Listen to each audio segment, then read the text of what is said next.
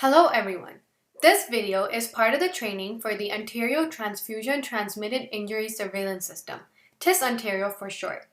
In this video, we will be showcasing an overview of REDCap, including how to navigate REDCap in order to report your reactions to TTISS.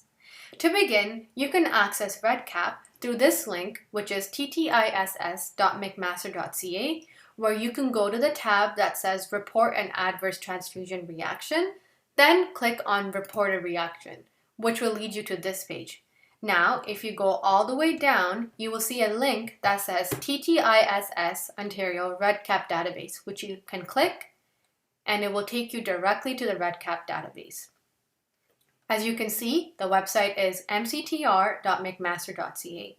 Feel free to save or bookmark this webpage as it may be helpful. After you log in with your given username and password like such,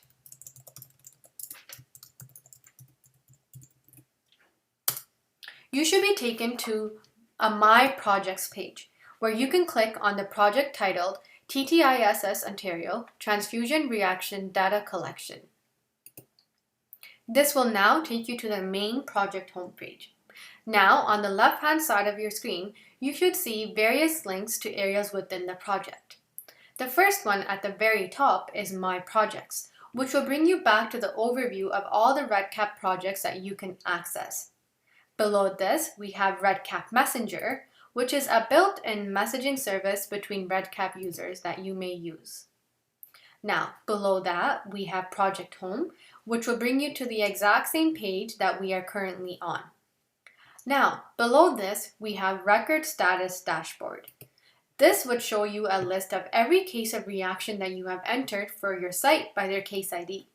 If you see here, it also shows the completeness of each of their forms.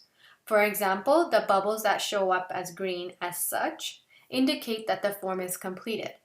Bubbles that are yellow like such indicate that the form is unverified.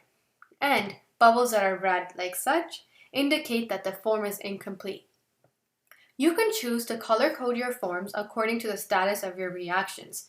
For example, if you enter in a reaction that still requires more information that you do not have on hand, you can choose the form status to be left as unverified or incomplete for you to come back and finish later on. Now, moving on, below Record Status Dashboard, we have Add Edit Records. Over here, you can enter a new reaction. We will go more in depth about how you could complete a record in another video, but right now I will show you an overview. So for instance, when you are ready to report a reaction, you would click on this Add Edit Records. Then you would click on this green button that says Add New Record. As you can see, a new record ID will be automatically created. However, it is important to note that you must enter at least one piece of data into a new record and save it for the record to be officially created.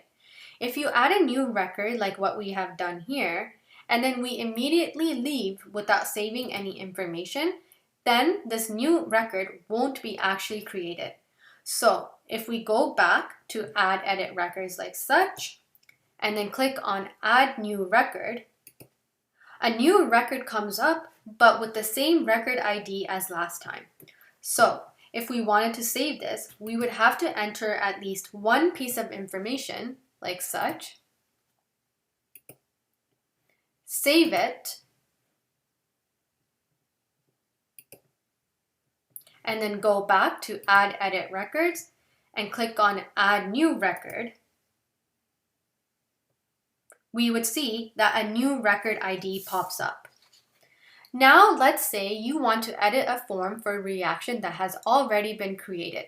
To do this, you would go back to the left-hand side of your screen and click on Add Edit Records.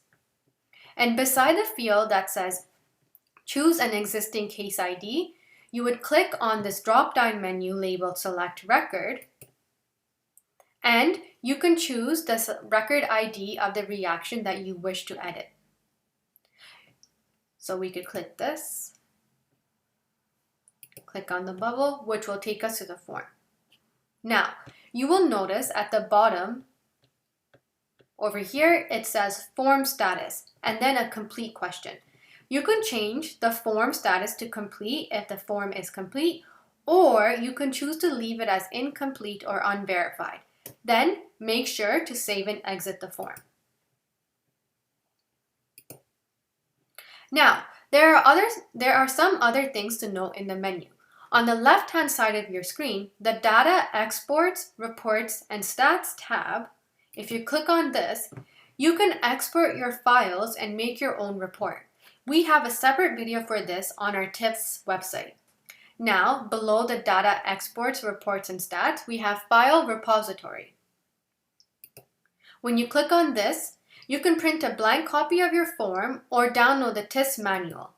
We will also start adding further information over here in the future.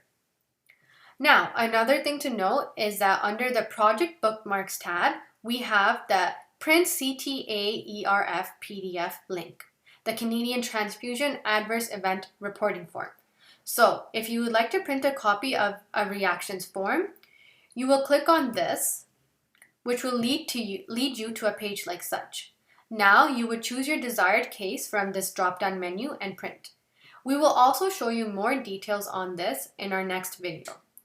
This brings us to the end of our video on overview of how to use REDCap. Following this, we will also be providing you with more training videos on some additional aspects, including how to edit reaction forms and responding to queries. Thank you for listening, and we hope this helps.